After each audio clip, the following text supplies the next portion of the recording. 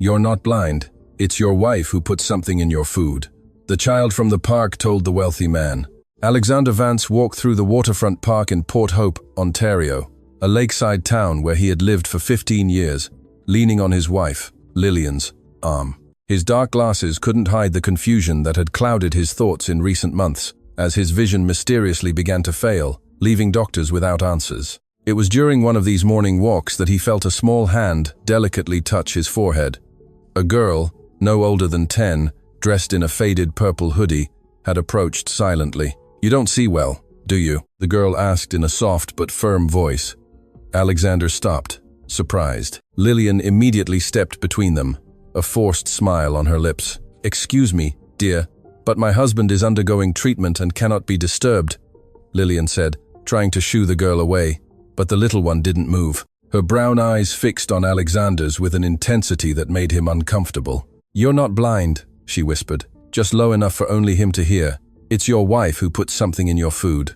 Alexander's heart raced. The girl's words echoed in his mind like thunder on a clear day. Lillian, who hadn't heard clearly, tugged her husband's arm. "Come on, Alexander, we shouldn't pay attention to these park kids. They just want money." But Alexander resisted for a moment, looking back. The girl remained there, watching them with an expression too serious for her age. There was something in her eyes he couldn't ignore, a disturbing certainty that made him question everything he thought he knew. That night, Alexander ate with less appetite than usual.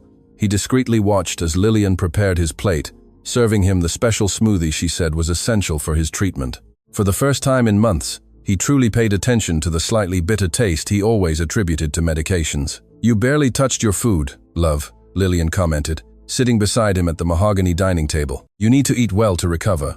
"I don't have much appetite today," Alexander replied, pushing his plate away. Lillian insisted, as she always did, but he remained firm. In the early hours of the morning, something strange happened. His vision seemed clearer than it had been in weeks.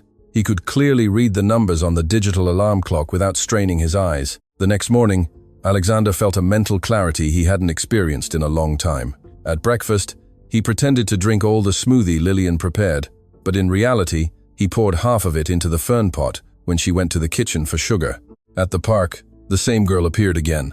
This time, Alexander paid attention to details he had ignored before. She was small and thin, but her hair was clean and neatly combed. Her clothes, though simple, were in good condition. She didn't seem like a completely abandoned child. "I knew you'd come back," she said, approaching when Lillian stepped away to answer a call. "How do you know about my food?" Alexander asked, keeping his voice low. "Because I see everything.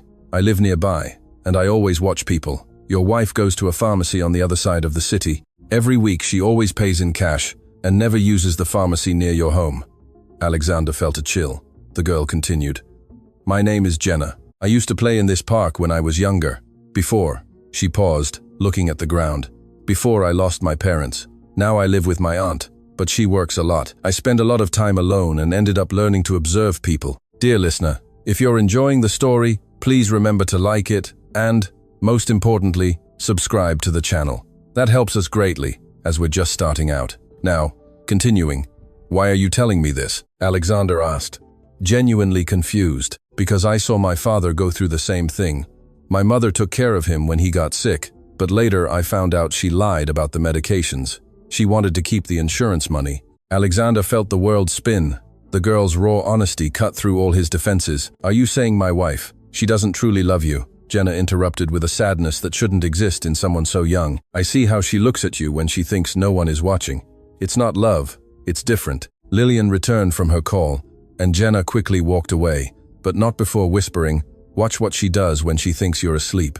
That night, Alexander pretended to fall asleep early. Around 11, he heard her get up quietly. Through his half-closed eyelids, he saw her take her phone and go out onto the balcony. He managed to catch fragments of the conversation. "He's suspecting something. No, you still can't stop. It has to be gradual." Alexander felt his blood run cold. Every word confirmed his worst fears. Lillian returned a few minutes later and checked if he was still asleep by lightly touching his shoulder. He controlled his breathing to maintain the charade. The next day, Alexander decided to investigate on his own. He cancelled his work meetings and, without telling Lillian, drove to the pharmacy Jenna had mentioned. It was a small establishment in a quiet suburban neighborhood in Scarborough, exactly where someone would go if they wanted discretion. The pharmacist, an older man with a graying mustache, was initially reluctant. But when Alexander mentioned Lillian's name and described her appearance, the man became visibly uncomfortable. "Sir, I can only discuss prescriptions with the patient themselves," he said, avoiding Alexander's gaze. "I am the patient," Alexander replied, taking off his dark glasses. "And I have the right to know what my wife is buying in my name." The silence that followed was deafening. The pharmacist nervously shuffled some papers behind the counter before whispering, "She said you couldn't come personally due to your vision condition." Alexander felt a surge of simultaneous rage and nausea. "What kind of medication does she buy?" They're special drops to cause temporary irritation. She said it was for an alternative treatment that the doctor had recommended to stimulate recovery. The lie was so absurd that Alexander almost laughed. Almost. Instead, he felt a deep void form in his chest. "How long has she been buying these drops?" "About 4 months, sir." Exactly when his vision problems began. Alexander drove back home like an automaton. His mind mechanically processed the information, trying to understand how he had been so naive. Lillian, the woman he had been married to for 8 years, the person he trusted most in the world, was systematically poisoning him. Arriving home, he found Lillian in the kitchen preparing his special lunch. She smiled affectionately when she saw him enter. "You're home early today, love. How are your eyes?" "Getting a little better," Alexander lied, watching her every move with new eyes. "That's good.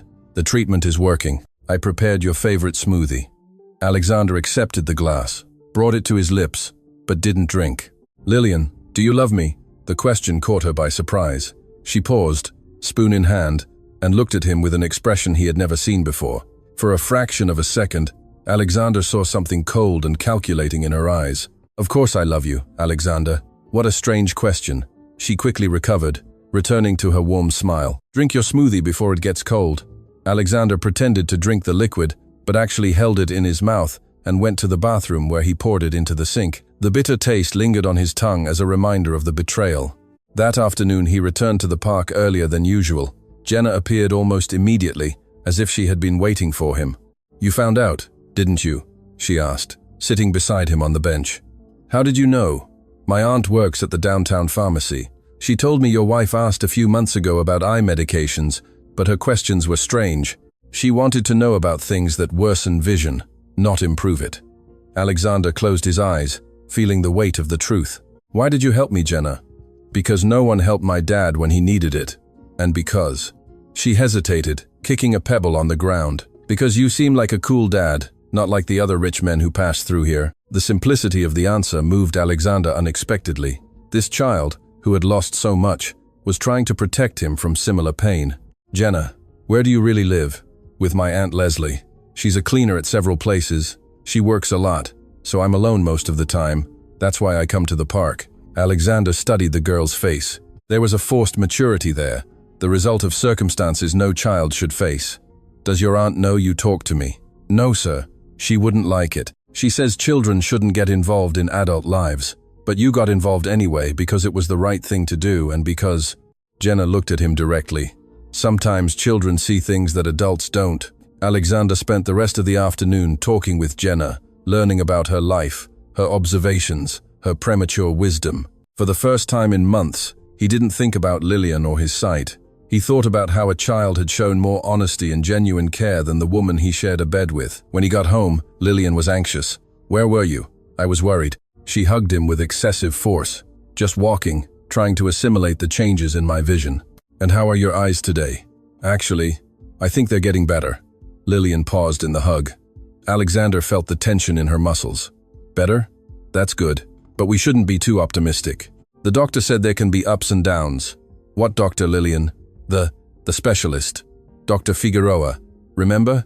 We talked about him last week." Alexander didn't remember any conversation about any doctor. Figueroa, another lie to add to the growing pile. During dinner, he again pretended to eat all the food, but secretly discarded half. He pretended to use the drops. Lillian insisted on applying, but blinked rapidly to remove the liquid. The next morning, his vision was considerably better. He could read work documents without difficulty, something he hadn't done in months. Lillian noticed immediately. "You look more alert today. I feel better, honestly. Maybe it's time to increase the dose of the medications to speed up recovery." Alexander felt a chill. "Increase the dose?"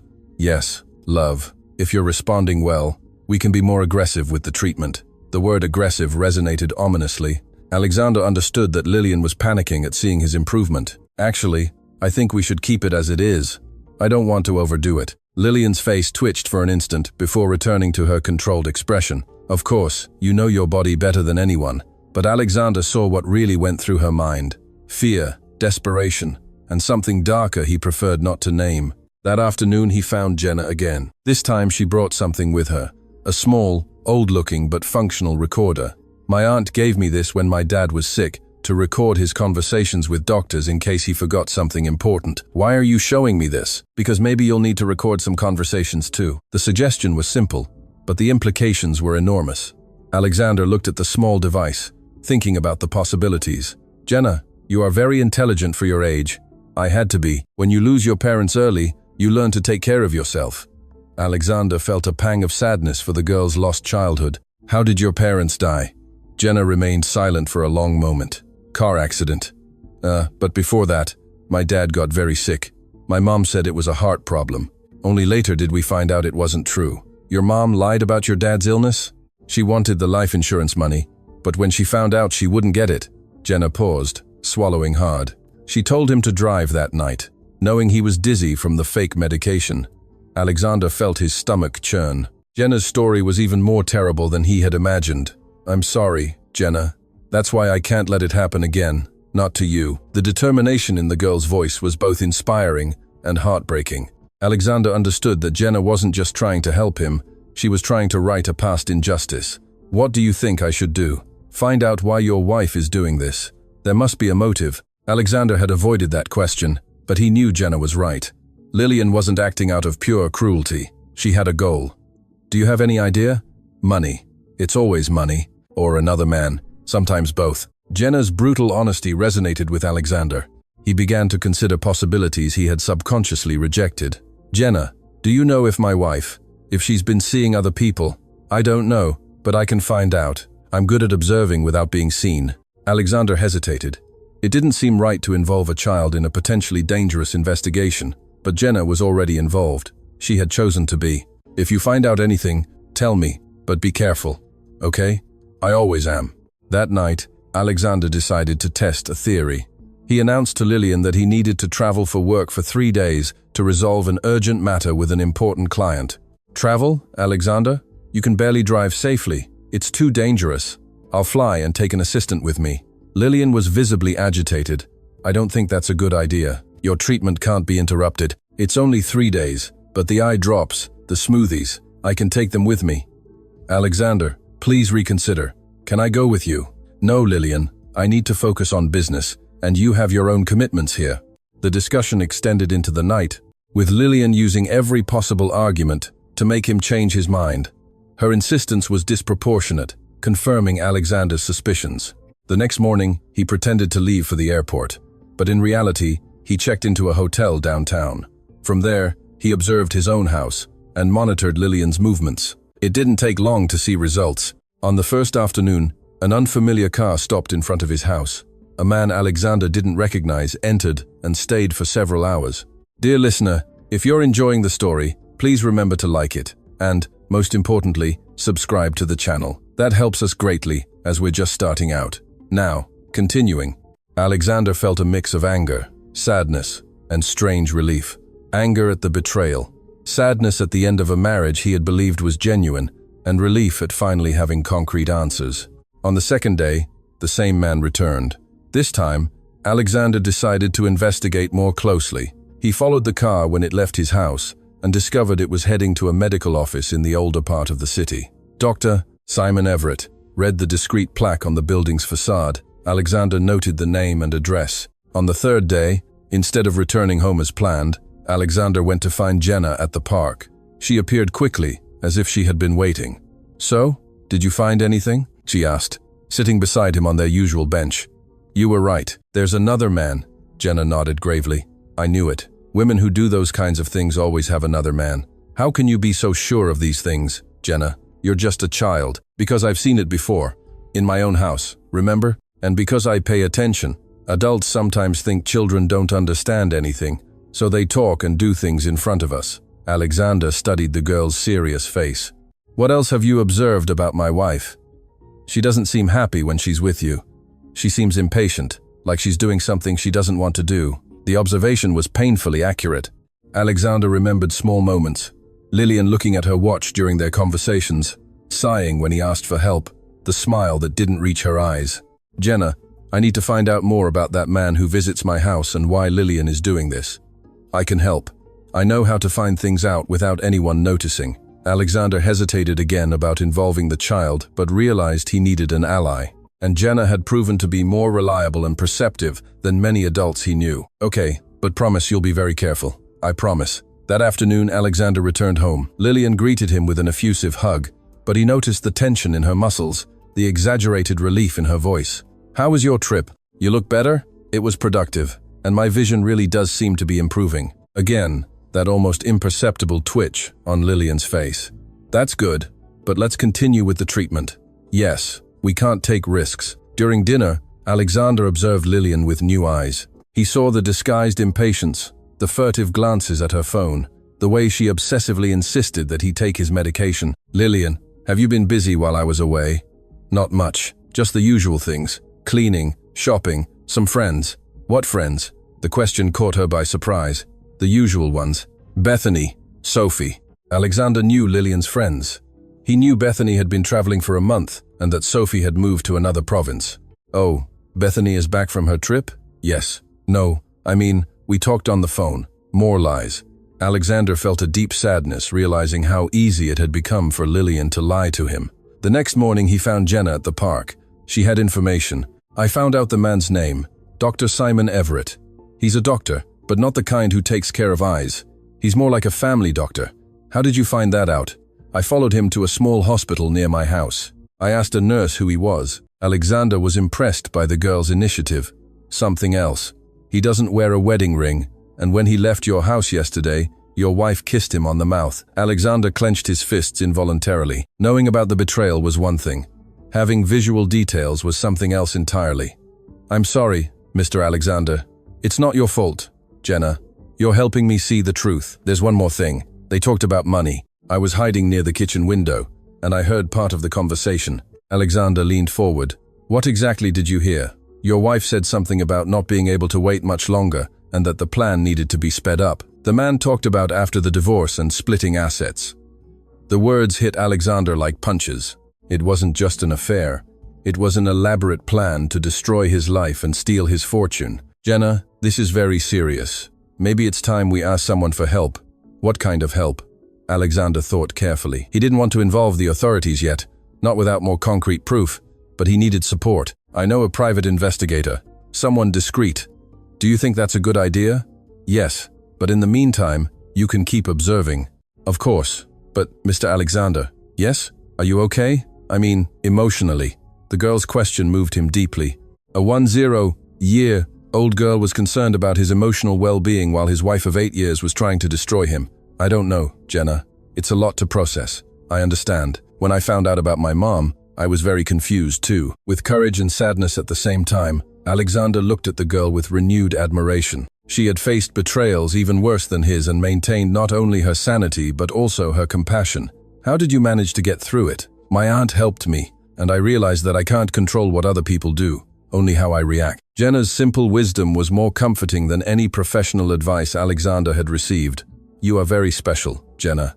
You are too. That's why I'm trying to help you. That afternoon, Alexander contacted Richard Miles, a private investigator he had used years ago to vet some employees for Vance Holdings. Richard was discreet, efficient, and reliable. Alexander, it's been a while. What can I do for you? Richard greeted him in the small cafe where they met. Richard, I need you to investigate my wife. Richard nodded, showing no surprise. He was an experienced professional, suspecting infidelity, that, and more. I believe she's involved in a scheme to harm me. What kind of scheme? Alexander told him everything. The vision problems, the fake medications, Dr. Everett, the conversations about money. Richard listened without interruption, making occasional notes. It's a complex situation, Alexander. I'll need a few days to gather solid evidence. How long? A week, maybe 2. Depends on how they behave. Richard, I need you to be very discreet. If Lillian finds out I'm investigating, I understand. She could accelerate her plans. Don't worry, I'm a professional at this. Alexander felt a little relieved to have professional help, but also anxious about what Richard might discover. Over the next few days, he maintained his normal routine, continuing to pretend to take the medications and eye drops. His vision continued to improve, but he was careful not to show it too clearly. Jenna continued her observations. At each meeting in the park, she had new information. Dr. Everett visited the house 3 times a week. Lillian went out alone every Thursday afternoon, always dressed more elegantly than usual. They had been seen together at a restaurant on the other side of the city. Mr. Alexander, can I ask you something? Of course, Jenna. Did you really love your wife? The question caught him by surprise. Why do you want to know? Because sometimes people do bad things, even when they are loved. I want to understand why. Alexander thought carefully.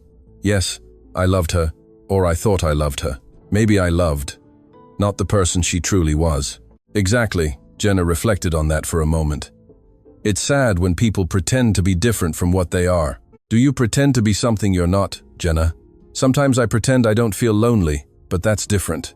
I don't hurt anyone by pretending that. Alexander felt a wave of tenderness for the girl. Her emotional maturity was extraordinary, especially considering everything she had been through. Jenna, after all this is over, would you like me to meet your aunt? Why? Because maybe I can help you both in some way, as a thank you for everything you've done for me. Jenna seemed uncomfortable with the idea. My aunt doesn't like rich people much. She thinks they just want to take advantage. Why does she think that? Because it's happened before. People offered help and then wanted things in return. Bad things. Alexander understood the caution. And do you trust me? Jenna studied him with her serious eyes. Yes, you're different. You don't try to impress me or give me things to make me like you. You just talk to me like I'm a normal person. You are a normal person, Jenna. A very special person, but normal. In that week, Alexander noticed subtle changes in Lillian's behavior. She seemed more anxious, more attentive to his movements. She checked if he was really taking the medication. She insisted on accompanying him to engagements he usually went to alone. Alexander, maybe it's time we look for a different specialist, someone with more experience in cases like yours. My vision is improving, Lillian. Why change treatment now? Because I want to make sure you're getting the best possible care. Her insistence was becoming desperate. Alexander sensed that Lillian was panicking because her plans weren't working as expected. I've already scheduled an appointment with a specialist at a private clinic. It's for tomorrow. Alexander felt immediate alarm. What? Dr. Simon Everett is very renowned. The name confirmed Alexander's worst fears. Lillian was trying to lead him directly to her accomplice. I can't tomorrow. I have important meetings. Alexander, your health is more important than any meeting. I can reschedule for next week. No, it's difficult to get an appointment with him. We can't waste this opportunity. Lillian's vehemence was frightening. Alexander understood that a critical point had been reached. Lillian was preparing to drastically accelerate her plans. All right, Lillian, I'll go to the appointment. She visibly relaxed, but Alexander was already planning his next move. He needed to talk to Richard and Jenna urgently. That afternoon he found Richard in his office. Alexander, good thing you came. I have important information. Me too. Lillian is trying to take me to an appointment with Dr. Everett tomorrow. Richard opened a folder full of photographs and documents. Then you'd better see this first. The photographs showed Lillian and Dr. Everett in various intimate situations, dining, walking hand in hand, passionately kissing in a car. The documents revealed even more disturbing information. Lillian is not who you think she is, Alexander. Her real name is Lillian Morrison. She has been married 3 times before. Alexander felt the world spin. 3 times? And all 3 previous husbands died under questionable circumstances. One apparently from a heart attack, another in a car accident, the third from sudden kidney problems. My God. She inherited considerable fortunes from all of them. And there was always a doctor involved who certified the natural causes of death. Alexander leaned back in his chair, trying to process the information. Dr. Everett was involved in at least 2 of the previous cases. They have a long-standing association. Richard, what do I do? She's trying to take me to a consultation with him tomorrow. Don't go under any circumstances. According to the established pattern, they're likely planning something drastic. Alexander felt real fear for the first time. It was no longer just about money or betrayal. His life was in danger. I need to tell someone about this. I'm already preparing a complete file for the authorities. But Alexander, you need to leave the house tonight. And where do I go? Hotel, friend's house. Any safe place, just until we can resolve this officially. Alexander agreed, but first he wanted to meet with Jenna one last time. He needed to thank her and explain that he wouldn't be able to meet her in the park for a few days. In the park, Jenna immediately noticed something was wrong. Mr. Alexander, you're scared. Yes, Jenna. I found out the situation is much worse than we thought. He told her about Richard's findings, obviously omitting the most terrifying details. Still, Jenna understood the gravity. So, your wife is a very bad person. Yes. And that means I won't be able to come to the park for a while. It's not safe. Jenna looked sad but nodded with understanding. You're going to be okay. I will be. Thanks to you, Jenna. If you hadn't alerted me, I knew something was wrong. Adults sometimes don't pay attention to the obvious. Alexander smiled for the first time in days. You saved me, you know, and you made me feel important. No one had ever listened to my ideas before. Your ideas are valuable, Jenna. Never forget that. They said goodbye with a hug. Alexander promised to return when everything was resolved. That night, Alexander discreetly packed a small suitcase. While Lillian was showering, he called a downtown hotel and made a reservation. During dinner, Lillian was particularly attentive, insisting that he eat well and take all his medication. Tomorrow will be an important day, Alexander. Dr. Everett is truly the best specialist in the region. I'm really looking forward to meeting him. He's going to take very good care of you. I'm absolutely sure. There was something sinister in the way she said it, a certainty that went beyond normal medical confidence. Around 2 a.m., when Lillian was sound asleep, Alexander quietly left the house. He took only the essentials and drove to the hotel. In the room, he called Richard. Alexander, it's very late. Richard, I left the house. I'm at a hotel. That was the right decision. I have more disturbing information. What now? Doctor, Everett isn't just an accomplice. He's the mastermind behind the entire operation. Lillian is just the lure. They have a network of women who seduce and marry wealthy men. And Everett provides the medical means to eliminate the obstacles. Alexander felt nauseous.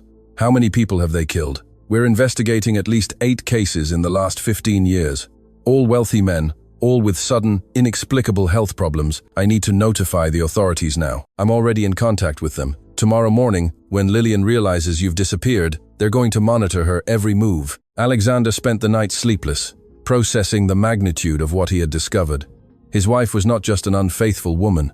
She was part of a sophisticated criminal operation. The next morning, his phone rang incessantly. Lillian, obviously in a panic. Alexander, where are you? I woke up and you weren't here. I had to leave early to resolve a work emergency. What emergency? Why didn't you wake me? I didn't want to disturb you. Alexander, you need to come home now. The consultation with Dr. Everett is in 2 hours. I'm going to have to cancel this emergency. It's going to take me all day. The silence on the other end of the line was long and tense. Alexander, this can't wait. Your health. My health is fine, Lillian. In fact, my vision is much better. Another silence. Alexander could almost hear the panic growing. Better? What do you mean better? I can see clearly. Better than in months. That's impossible. Dr. Everett needs to examine you immediately. It could be a dangerous symptom. The desperation in her voice was palpable. Lillian, I need to hang up now. Alexander, don't hang up. Come home now.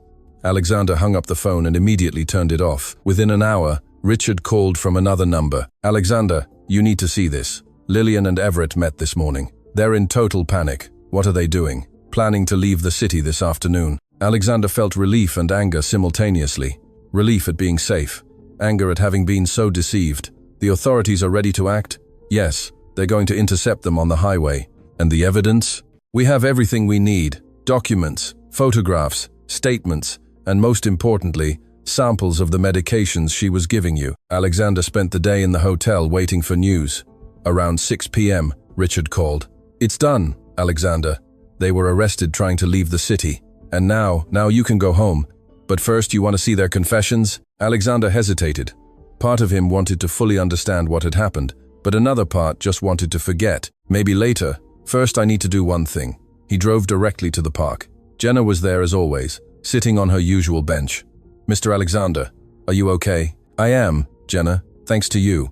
What happened to your wife? She won't bother anyone anymore. She and the man who was helping her were arrested. Jenna nodded gravely. That was the right thing to do. Jenna, I have a proposal for you. What kind of proposal? Alexander knelt down to be at the girl's eye level. "I'd like to offer you a scholarship to a private school and a better job for your aunt, if she wants it." Jenna looked at him suspiciously. "Why?" "Because you saved my life.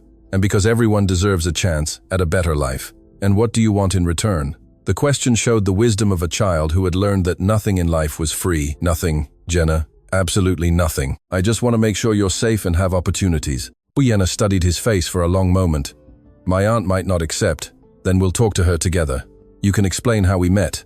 And if she doesn't believe the story, we have proof, remember? The investigator documented everything." Jenna smiled for the first time since Alexander had known her. A genuine, childlike smile that lit up her entire face. "Okay, let's go talk to Aunt Leslie." They walked together to the modest house where Jenna lived with her aunt. Leslie was a woman in her 40s, with salt and pepper hair pulled back, hands calloused from hard work. Her clothes were clean but worn, and there was a residual sadness in her eyes. Alexander introduced himself politely and explained the situation, with Jenna adding details when necessary. Leslie listened with growing disbelief. "You're saying my niece discovered your wife was trying to poison you?" "Yes, ma'am. And thanks to her intelligence and bravery, I was able to discover the truth in time." Leslie looked at Jenna with a mixture of pride and concern. "Jenna, is this true?" "Yes, Aunt.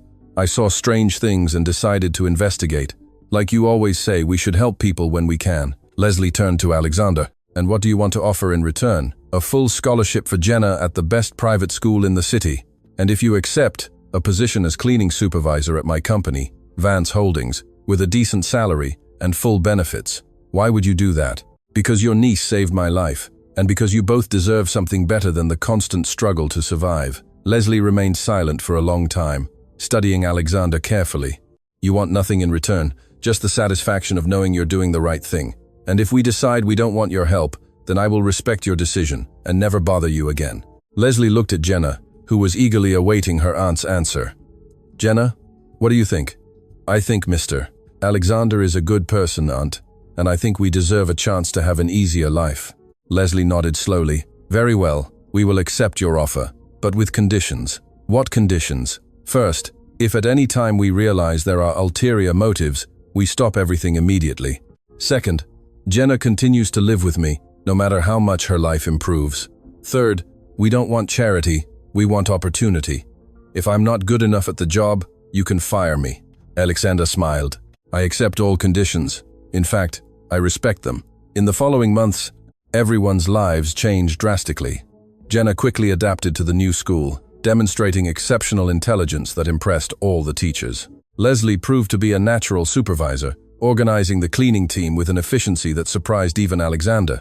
Lillian and Dr. Everett were convicted on multiple charges, including attempted murder and fraud. The investigation revealed their involvement in a criminal network that had operated for over a decade. Alexander, freed from constant manipulation, rediscovered passions and interests he had neglected. He began to spend more time on activities that truly mattered to him, including volunteer work with at-risk youth. His relationship with Jenna and Leslie evolved from gratitude to a genuine friendship. They became part of his life in a way he had never experienced with Lillian, a warm, honest presence instead of subtle manipulation. A year after Lillian's arrest, Alexander organized a small dinner to celebrate Jenna's birthday. Leslie had baked a homemade cake, and Alexander brought carefully chosen gifts, books, art supplies, and a beautiful journal. "What do I need a journal for?" Jenna asked, flipping through the blank pages. "To write your observations about people in the world. You have valuable insights that deserve to be recorded." "Do you think other people would be interested in my observations?" "I am absolutely sure." Leslie smiled, watching the girl's confidence grow. "Jenna has always been observant. When she was little, she used to tell me details about the neighbors that I had never noticed." "It's a rare talent," Alexander said. "The ability to see beyond appearances, to perceive truths that others ignore." Jenna shrugged shyly but was clearly pleased with the compliment. During the party, Alexander reflected on how his life had changed. A year ago, he was married to a woman who planned to kill him, isolated from genuine relationships. Living a life he now perceived had been a carefully constructed lie. Now he was surrounded by people who genuinely cared for him, engaged in meaningful work, and happier than he had been in years. "Mr. Alexander," Jenna said during dessert, "can I ask you a personal question?" "Of course. Do you regret marrying your ex-wife?" The question was typical of Jenna, Direct, insightful, and a little uncomfortable. Alexander thought carefully. It's an interesting question, Jenna. On one hand, it was a terrible experience that could have ended very badly. On the other hand, if I hadn't gone through that, I never would have met you two. So you don't regret it? I regret being naive. I regret not paying attention to the red flags, but I don't regret the journey that brought me here, Leslie interjected.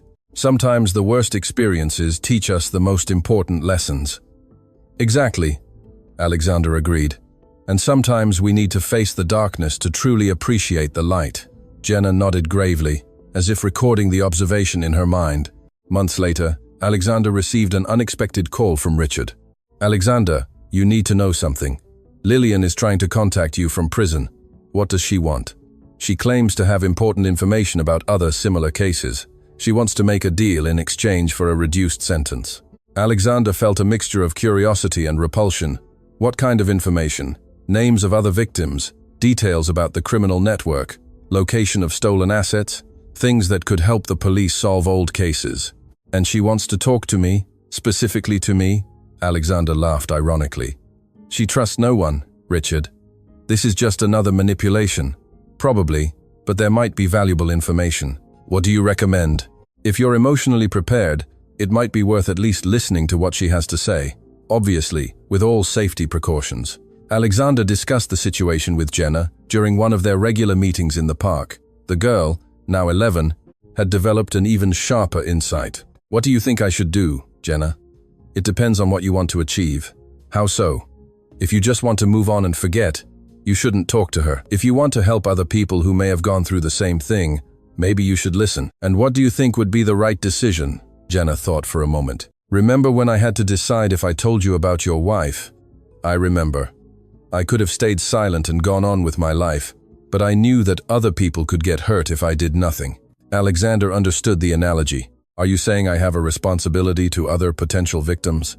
I'm saying you need to decide what kind of person you want to be. Jenna's simple wisdom was, as always, profound and direct. Alexander decided to accept the meeting with Lillian, but with rigorous conditions. It would be at the prison, with authorities present, and it would be fully recorded. The day of the meeting arrived, cold and rainy. Alexander entered the prison visiting room with a mixture of anxiety and determination. Lillian was waiting for him, wearing the orange prison uniform, looking very different from the elegant woman he had known. Alexander, she said when he sat across from her, thank you for coming. I didn't come for you, Lillian. I came for the other people. You and your accomplices may have hurt. Lillian nodded, seeming to accept the harshness of his tone. I understand, and you're right not to trust me. What do you have to tell me? First, I want you to know that I really learned to care about you. Not at first, but over time. Lillian, I'm not here for emotional conversation. You said you had important information. She sighed. You're right. Dr. Everett and I were part of an operation that began more than 15 years ago. We weren't the only ones. There were at least 6 similar teams operating in different regions of the country. Alexander leaned forward. This was valuable information. How many victims in total? I don't know the exact number, but our team was responsible for 8 confirmed cases before yours. The other teams, perhaps 50 or more over the years. The numbers were shocking. Alexander felt nauseous thinking about so many lost lives. Do you have names? Proof? I have some names, dates, locations, and I know where some documents Everett hid are stored. Why are you telling me this now? Lillian hesitated. Because I'm scared. The leaders of the operation don't like living witnesses, even in prison. I don't feel safe. And you think cooperating will protect you? I hope so. And she paused, looking directly at Alexander. And because part of me really wants to do the right thing, at least once. Alexander studied her face, looking for signs of manipulation. There was something different about Lillian, a vulnerability he had never seen before. If you truly want to do the right thing, you will give me all the information you have, without conditions. I will, but Alexander, I need you to know it was never personal. I was recruited for this job when I was desperate. My own parents were victims of similar fraud, and I ended up living on the streets during my adolescence. The revelation surprised Alexander. You were a victim before you became a perpetrator? Yes. Everett found me when I was 17, with no money, no family, no prospects. He offered me a better life in exchange for doing certain things. That doesn't justify what you did, Lillian. It doesn't justify it, but it explains how I started, and explains why when I first met you, I questioned if I wanted to keep doing this. Alexander felt a pang of sadness, not for Lillian, but for the desperate young woman she had been. If you really questioned it, why did you continue? Because I was very scared. Bad things happened to people who tried to leave the operation. Alexander spent the next 2 hours listening as Lillian revealed details about the criminal network. Names, locations, methods, hierarchies. The complexity of the operation was chilling. In the end, Alexander stood up to leave. "Alexander," Lillian called, "how's your vision?" "Completely normal, no permanent effects. I'm glad. I reduced the doses in the last few weeks before you found out. I just couldn't anymore." Alexander interrupted her. "Lillian, don't try to turn this into something noble. You only stopped because you were losing control of the situation. Maybe I finally found a bit of humanity I thought I had lost." Alexander looked at her for a final moment. "I hope that's true, Lillian, for your own sake." She nodded, tears beginning to form in her eyes. "Take good care of yourself, Alexander, and thank you for listening to me." Alexander left the prison with mixed feelings. The information Lillian provided would help dismantle an extensive criminal network and potentially save future lives, but it also forced him to confront the complexity of human nature, the circumstances that transform victims into perpetrators. In the following months, Lillian's information resulted in multiple arrests across the country. Dozens of cold cases were reopened. Families finally got answers about the loss of their loved ones. Alexander followed the developments through Richard, but primarily tried to focus on the positive aspects of his new life. Jenna continued to flourish academically. Her grades were exceptional, and she had developed a particular interest in psychology and social work. "I want to help kids like me," she told Alexander during one of their conversations. "Kids who lost their parents or are in difficult situations." "You'd be excellent at that job," Alexander replied. "You have natural empathy, and you understand what it takes to overcome adversity. I learned it by observing you and Aunt Leslie. You showed me that it's possible to create a chosen family when biological family isn't available." The observation deeply moved Alexander. "Jenna, you know that Leslie and you have also become my family, right?" "I knew it," she smiled. "But it's good to hear you say it." Leslie had also found her place in the professional world. Her efficiency and natural leadership had been noticed, and Alexander promoted her to operations manager for the entire Vance Holdings. "I never imagined I'd be capable of managing so many people," Leslie confided to Alexander during an evaluation meeting. "You've always had those skills, Leslie. You just needed an opportunity to show them, and you gave us that opportunity when you had no obligation to do so." "Actually, I had every obligation. Jenna saved my life. It was the least I could do," Leslie smiled. "You know this goes much deeper than obligation, Alexander. You genuinely care about us." Alexander nodded. "You are my family." "Of course, I care." 2 years after Lillian's arrest, Alexander received an unexpected letter. It was from Lillian, but the tone was completely different from any previous communication. "Alexander," the letter read, "I hope you are well and happy. I'm writing to tell you that I'm participating in a rehabilitation program in prison, focused on helping other inmates who were victims of abuse before becoming perpetrators. It's difficult but rewarding work. For the first time in years, I feel like I'm doing something genuinely useful. I also want you to know that the information I provided resulted in the arrest of 14 more people involved in the network, including the main leaders. As far as I know, that effectively dismantled the entire operation. I'm not asking for forgiveness because I know I don't deserve it. But I wanted you to know that our last conversation changed something in me. You forced me to confront who I really was, and that gave me the courage to try to be someone better. I hope you have found the happiness you deserve. And if you ever want to know how my rehabilitation efforts are going, I would be honored to share it. With respect and genuine gratitude, Lillian. P.S. Alexander, I heard through newspaper articles about your work with at-risk children and about the book you wrote. I'm genuinely happy to know that you found purpose and joy. Alexander showed the letter to Jenna, who was now 13 and had developed an even more sophisticated perspective on human nature. "What do you think?" Alexander asked. "I think people can change, but real change takes time and must be proven through actions, not words." "Do you trust her words?" "I don't fully trust them, but I don't rule out the possibility either. Sometimes people need to hit rock bottom before they can climb up." Alexander smiled. "You're becoming very wise, Jenna. I've had good teachers," she replied, making him smile even more. Dear listener, if you're enjoying the story, please remember to like it and, most importantly, subscribe to the channel. That helps us greatly as we're just starting out. Now, continuing. That summer, Alexander organized a trip for Leslie and Jenna to visit the Pacific Rim National Park Reserve on Vancouver Island. It was the first time either of them had traveled outside their hometown. "I've never seen so much water in one place," Jenna said, running across the sand towards the waves. Leslie laughed, a sound Alexander heard more often in recent years. "Me neither. It's more beautiful than I imagined." They spent an entire week exploring the coastal region, visiting museums, trying different foods, and simply relaxing. Alexander watched as Leslie gradually relaxed, allowing herself to be just a person on vacation instead of a worker constantly worried about responsibilities. Jenna documented everything in her journal, which had become a constant companion. Her entries were a mixture of observations about people, reflections on her own experiences, and dreams for the future. "Can I read a bit of what you wrote about our trip?" Alexander asked one evening as they dined at a restaurant overlooking the sea. Jenna hesitated for a moment, then opened the journal to a specific page. "Today I learned that happiness isn't just about big moments, but about small perfections. Like the way Alexander smiles when he sees Aunt Leslie laugh, like the sand warms between my toes, like the sound of the waves makes everything seem calmer. I think this is the first time I've felt truly safe and happy at the same time. Not just safe from physical dangers, but safe that the people around me genuinely care about me and aren't going to disappear." Alexander has become more than a protector or provider. He has become the father I always wanted to have, and Aunt Leslie is no longer just the person who takes care of me out of obligation.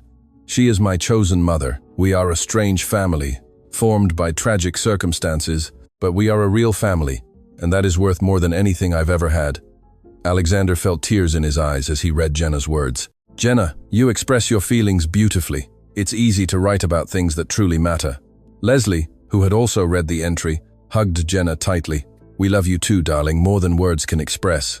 That night, walking along the Vancouver Island coast under the stars, Alexander reflected on the journey that had brought him there. 3 years ago, he was married to a woman who planned his death, isolated in a life of empty appearances. Now he was surrounded by genuine love, engaged in meaningful work, and more connected to his own humanity than he had ever been. "Alexander," Leslie said, interrupting his thoughts. "Can I ask you something personal?" "Of course. Do you think about getting married again?" The question caught him by surprise. "Not much." "Why?" "Because you deserve to find true love. What you had with Lillian wasn't love, it was manipulation. And have you never thought about dating someone?" Leslie laughed. "Honestly, I've been so busy learning to live a better life that I haven't thought much about it. But maybe in the future. The three of us are creating a good life together," Alexander said. "I don't feel the need to change that for now. But if the right person comes along, I'm sure they'll understand that you two are an essential part of my life." Leslie nodded approvingly. "Anyone who doesn't accept Jenna and me isn't worthy of you." On the last day of the trip, they visited a local aquarium. Jenna was fascinated by the different marine species, asking detailed questions about their behaviors and habitats. "Have you ever thought about studying marine biology?" Alexander asked. "I think about many different things," Jenna replied. "Psychology, social work, biology, even investigative journalism." "Investigative journalism?" "Yes, I like the idea of uncovering hidden truths and telling stories that need to be told." Alexander smiled, remembering how Jenna had investigated the situation with Lillian. "You'd be excellent at that. The best part is that I still have time to decide, and I know you'll support me no matter what I choose." Jenna's unwavering trust in the stability of her new family deeply moved Alexander. She had learned to expect permanence instead of abandonment. On the flight back, Alexander watched Leslie and Jenna sleeping side by side. Leslie kept a protective arm around Jenna, even in her sleep. The image perfectly captured the transformation that had occurred in all their lives. Back to the normal routine, Alexander began to think about ways to formalize his relationship with Jenna and Leslie. It wasn't that he needed official papers to confirm what everyone already knew, but he wanted to ensure that if anything happened to him, they would be protected. He consulted his lawyer about legal options. "Alexander, you could officially adopt Jenna if Leslie agrees, and you could set up a trust that permanently ensures both of them are financially secure. And if I adopt Jenna, what rights does Leslie retain?" "Leslie would remain the primary legal guardian, but you would have full parental rights.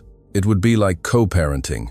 Alexander liked the idea, but he knew he needed to talk to Leslie and Jenna first. That night, during dinner, Alexander brought up the subject. "Girls, I have a proposal for you two. Jenna looked up from her homework at the dining table. Leslie paused while serving dessert. What kind of proposal? Leslie asked cautiously. I'd like to officially adopt Jenna. Leslie, you would remain the primary guardian, but I would be legally recognized as her adoptive father. Jenna dropped her pencil. Leslie sat heavily in her chair. But why do you want to do this? Jenna asked. Because you are my family, and I want that to be officially recognized. I want to make sure that if anything happens to me, Jenna has inheritance rights, and I want to have the legal right to make decisions about her well-being if necessary. Leslie looked at Jenna, who had an expression of complete surprise on her face. Jenna, what do you think? Leslie asked. Does that mean Alexander would really be my dad? Legally, yes. Jenna remained silent for a long moment, processing the information. Alexander would be my chosen dad, and Aunt Leslie would be my chosen mom. Exactly. Jenna looked directly at Alexander. Do you really want to be my dad? Jenna, I already consider myself your dad. This would just make it official. Tears began to form in Jenna's eyes. Then, yes, I want you to officially be my dad. Leslie was also emotional. Alexander, this is more than I ever dreamed for Jenna. To have a father who truly chooses to be in her life. So, you both agree? Yes, Leslie said firmly. Yes, we agree. The adoption process took several months, but it was finally completed, shortly before Jenna's next birthday. The judge presiding over the final hearing commented that he had rarely seen a family so clearly united by mutual love. Jenna, the judge said, do you understand that Alexander is legally becoming your father? I understand, Your Honor. And do you want this to happen more than anything in the world? Alexander, do you understand the responsibilities you are taking on? I understand them and accept them with joy, Your Honor. Leslie, as Jenna's current guardian, do you agree to this adoption? I completely agree. Alexander has already been a wonderful father to Jenna. This just formalizes what already exists. When the judge gave the gavel declaring the adoption official, Jenna ran to hug Alexander. Leslie joined the hug, and for a few moments they remained like that, a family officially recognized and emotionally complete. At Jenna's birthday party a few days later, Alexander gave her a special gift, a necklace with a heart-shaped pendant engraved with the words, "To my daughter with eternal love, Dad." Jenna wore the necklace every day thereafter. Months later, Alexander received an unexpected call from Richard. Alexander, I have interesting news. Lillian has been released. Alexander felt a mixture of surprise and apprehension. She has served 2/3 of her sentence and had exemplary behavior. More importantly, her work in the rehabilitation program was so effective that she was offered a post-release job as a counselor for other ex-offenders. Where is she living? In a halfway house in Vancouver, still under supervision, but essentially free. Alexander processed the information. Has she contacted me? No. In fact, she specifically asked me to confirm with you if any contact would be welcome. She doesn't want to bother you if you prefer her to remain out of your life. Alexander thought carefully. Tell her I have no objection to occasional contact, but that she needs to understand that my life has completely changed. I'll convey the message. A few weeks later, Alexander received a postcard from Lillian. It was a simple image of a blooming garden with a brief message on the back. Alexander, thank you for allowing me occasional contact. I am working hard to be a better person and to help others who have gone through experiences similar to mine. I don't expect forgiveness because I know I don't deserve it. But I wanted you to know that your example of integrity inspires me every day.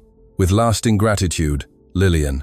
P.S. Alexander, I heard through newspaper articles about your work with at-risk children and about the book you wrote. I am genuinely happy to know that you found purpose and joy. Alexander showed the postcard to Jenna, who was now 15, and had become a thoughtful and eloquent young woman. What do you think? Alexander asked. I think she's trying to make peace with the past. That's good for her, no matter how you feel about it. Do you think I should respond? Jenna thought for a moment. I think you should do what feels right. If responding makes you feel good about yourself, respond. If not, don't.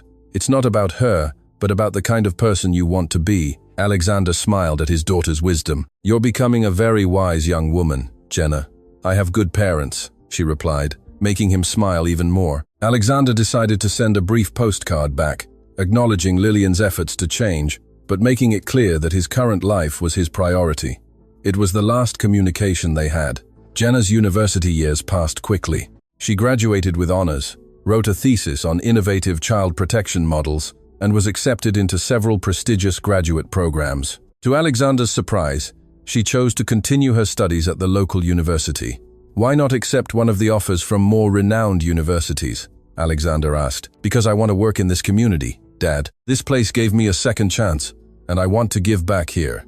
But you could gain more experience in a more competitive program. Experience isn't just academic prestige, it's about real impact. And I can have more impact working in a community I know well. Alexander understood and respected the decision. It was typical of Jenna to choose purpose over prestige. During her graduate studies, Jenna developed a pilot mentorship program that matched at-risk children with adult mentors who had overcome similar circumstances. The idea is based on our own experience, she explained to Alexander. Sometimes the most qualified person to help someone is another who has gone through the same thing. The program was incredibly successful and ended up being adopted by several organizations in the region. When Jenna received her master's in social work, the entire family was in the audience for the graduation ceremony. Alexander had never been prouder. Ladies and gentlemen, announced the program director, our class speaker is Jenna Vance, who developed the Second Family Mentorship Program, which has already impacted over 100 children in our region. Jenna walked onto the stage with confidence and grace. Her speech was about second chances, chosen family, and the importance of transforming personal experiences into tools to help others. When I was a child, she said, I thought my story was being written by people who didn't care. I learned that we can choose the authors of our own stories. My chosen family taught me that love isn't about perfection or ideal circumstances. Love is about choosing to be present for someone every day, especially when it's difficult. Each of you has the ability to be a second chance in someone's life. Sometimes that means officially adopting. Sometimes it means mentoring. Sometimes it means simply being a constant and loving presence in a child's life. Do not underestimate the power of choosing to care for someone. That choice can literally save lives. The audience gave Jenna a standing ovation. Alexander, Leslie, and Albert cried with pride. After the event, an older woman approached them. Excuse me for the interruption, but my 10-year-old daughter is going through a difficult situation at home. She heard your story and identified a lot with Jenna. Would it be possible for her to talk with Jenna someday? Alexander looked at Jenna, who nodded immediately. Of course, Jenna said. Sometimes it helps to talk to someone who went through something similar. This meeting became the first of many. Jenna began working as a volunteer mentor for at-risk children, using her own experience to offer hope and practical guidance. Alexander watched with admiration as his daughter transformed her personal pain into a tool to help other people. Don't you think sometimes it's too heavy for you? He asked after a particularly intense day of counseling. Sometimes it is, Jenna admitted. But it's also very rewarding and reminds me how my own life changed for the better. Are you happy, Jenna? Really happy? Jenna smiled. Dad, I'm happier than I ever thought possible. I have a family that loves me, incredible educational opportunities, and a meaningful purpose in life. What more could I want? Alexander hugged his daughter, feeling deep gratitude for everything they had built together. In the last summer, before Jenna left for university, they took another family trip. This time including Albert. They visited the stunning landscapes of British Columbia's interior, camping in rustic cabins and hiking on natural trails. This might be our last trip as a complete family unit for a while, Leslie observed one night as they sat around a campfire. But it won't be the last, Jenna said firmly. University is only temporary. You'll still be my family when I return, and you'll always be welcome home, no matter where life takes you, Alexander said. I know, Dad.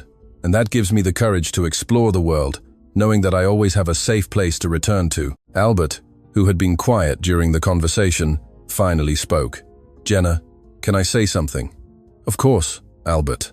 I greatly admire the young woman you've become. Your ability to transform adversity into strength, to use your experiences to help others, is inspiring. Thank you, Albert, and thank you for making Aunt Leslie so happy. Leslie took Albert's hand, smiling. We all deserve happiness. That night, Alexander stayed awake for a while, listening to the sounds of nature and reflecting on the journey that had brought them there. 5 years ago, he was married to a woman who planned his death, isolated from genuine connections, living a life he now perceived had been a carefully constructed illusion. Now he was surrounded by a chosen family that genuinely loved him, engaged in meaningful work that made a difference in the lives of other people, and more connected to his own humanity than he had ever been. The transformation had begun with a brave girl who risked her own safety to alert him to the danger, but had flourished through their daily choices to prioritize honesty, compassion, and mutual commitment. Alexander fell asleep with a smile on his face, grateful for every turn that had led him to his current life. In the fall, when Jenna left for university, the house became noticeably quieter, but she kept in regular contact, calling several times a week and visiting at every opportunity. "How's the adjustment going?" Alexander asked during one of their weekly calls. "It's going well, Dad. Classes are challenging but interesting, and I'm already involved in some volunteer projects on campus." "What kind of projects?" "I'm working with a program that offers mentorship to first-year students who come from foster care or substitute families, using my own experience to help them adjust." Alexander smiled. Typical of Jenna to find ways to help others, even in her new environment. "And socially, are you making friends?" "Yes, but I'm being selective. I learned to value quality over quantity in relationships. A wise lesson. I learned it from the best teachers," Jenna said, making him smile. During the winter holidays, Jenna returned home with stories about her studies and new perspectives on social work. "Dad, I'm learning about different types of trauma and how they affect child development. It's fascinating, but it also made me better understand my own journey."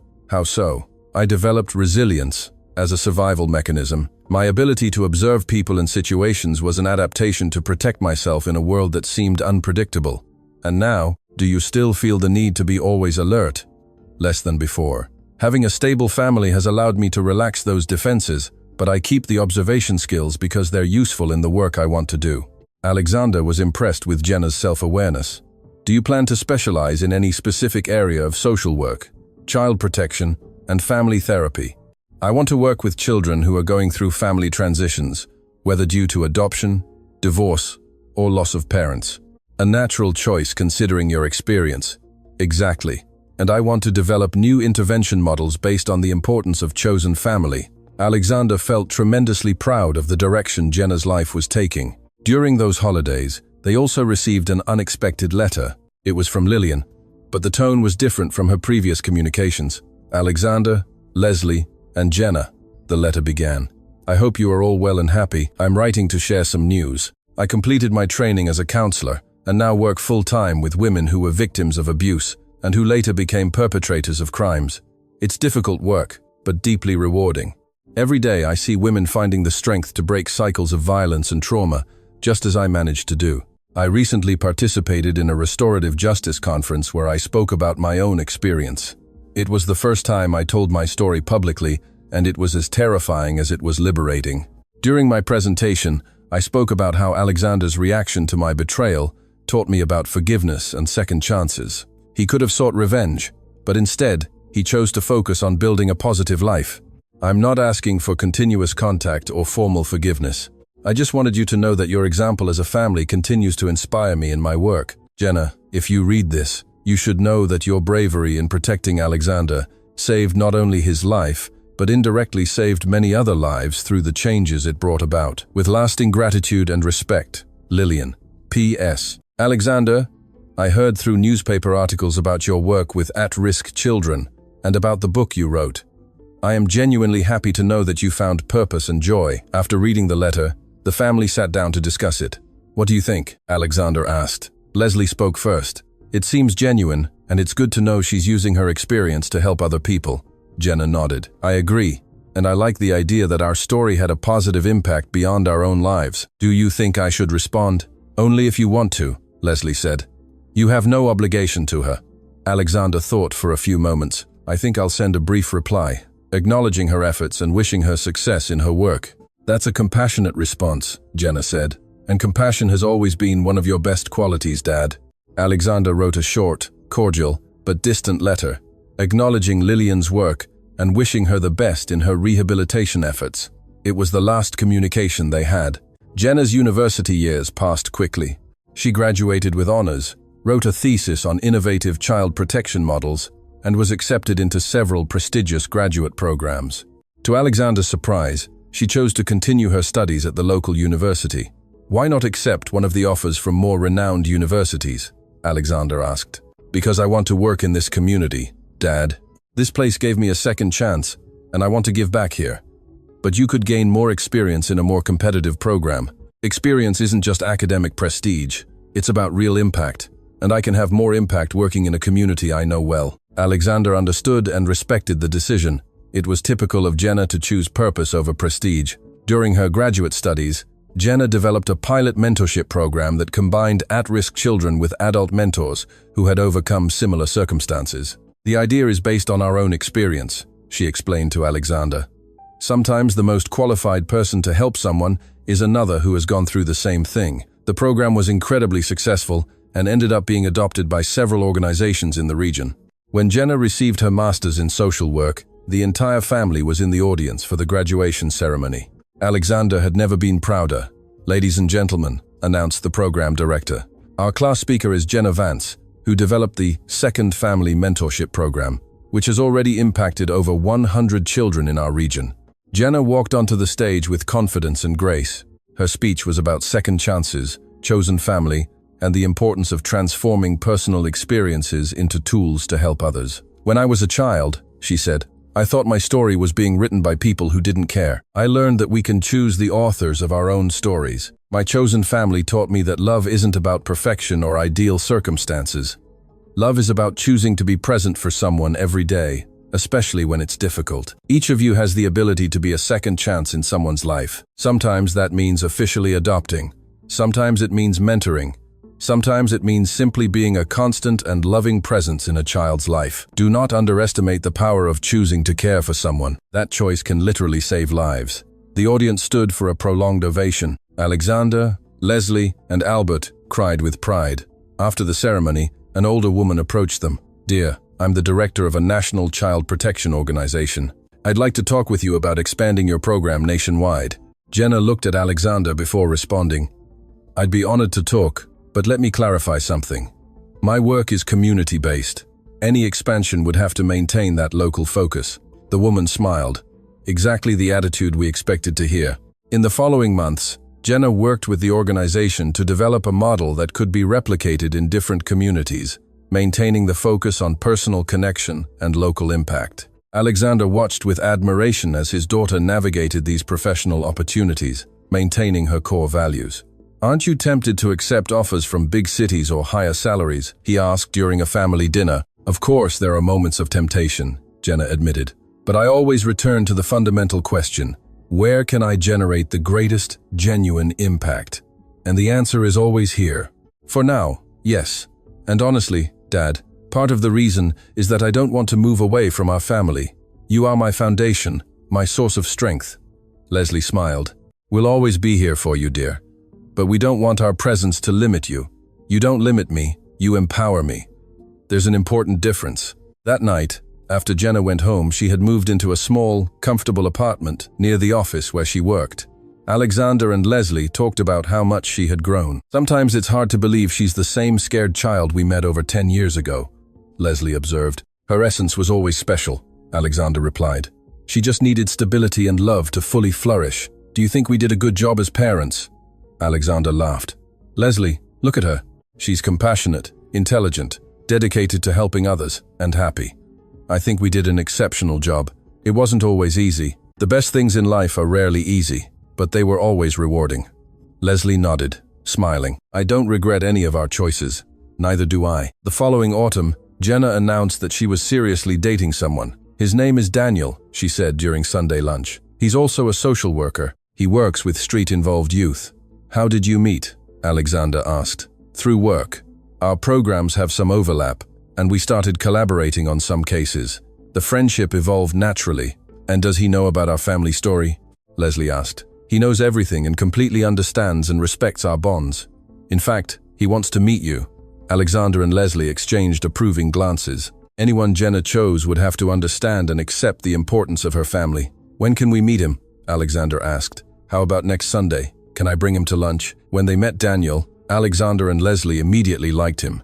He was genuine, respectful, and clearly devoted to Jenna. More importantly, he showed a genuine interest in their family story and respect for the experiences that had shaped them. "Jenna told me how you all met," Daniel said to Alexander. "Her bravery in investigating the situation and your generosity in including Jenna and Leslie in your life are inspiring." "Jenna saved my life," Alexander replied.